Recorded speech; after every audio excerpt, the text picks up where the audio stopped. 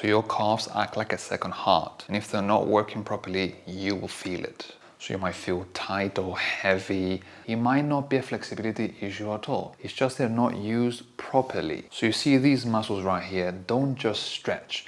They help pump blood up through the body. But if they're not strong and active, then the pumping isn't there. So I was listening to Jessie Unshospe.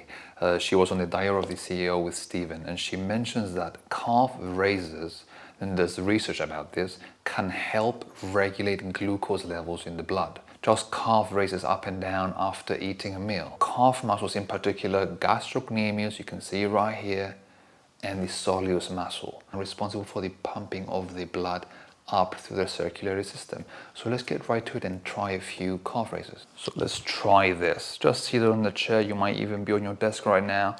Just sit comfortably with your feet a little bit distance apart. And you just lift the heels as high as you can go, contract the calf muscles, and then let that down.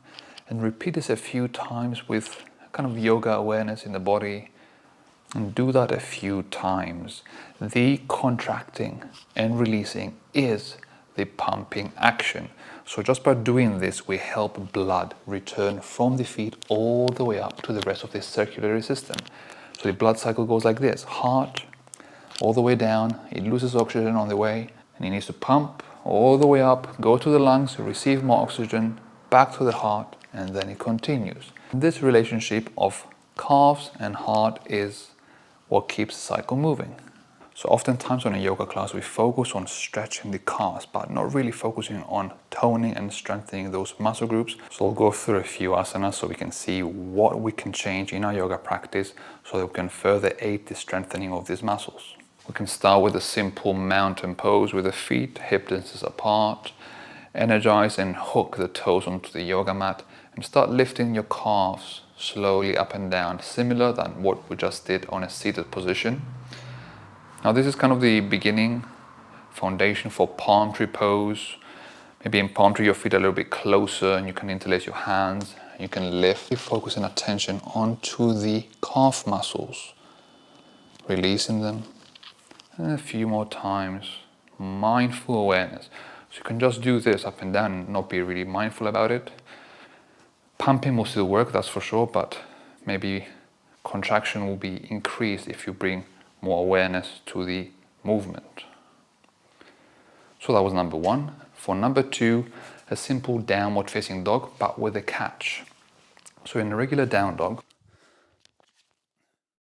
we stay here in a static position. And this is actually stretching the calves right here.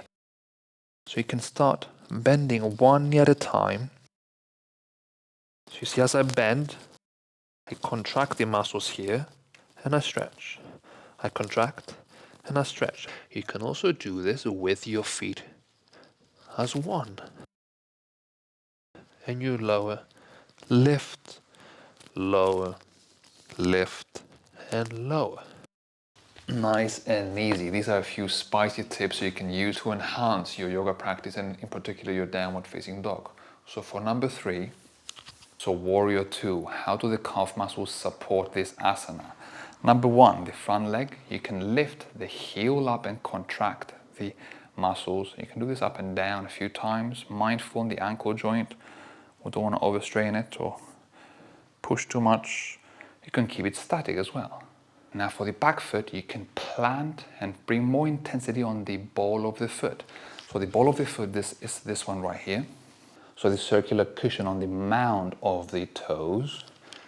If you bring more weight onto that, also bring the toes grip here on the yoga mat, that can help strengthen and awaken the back calf muscle. Or how about we combine both?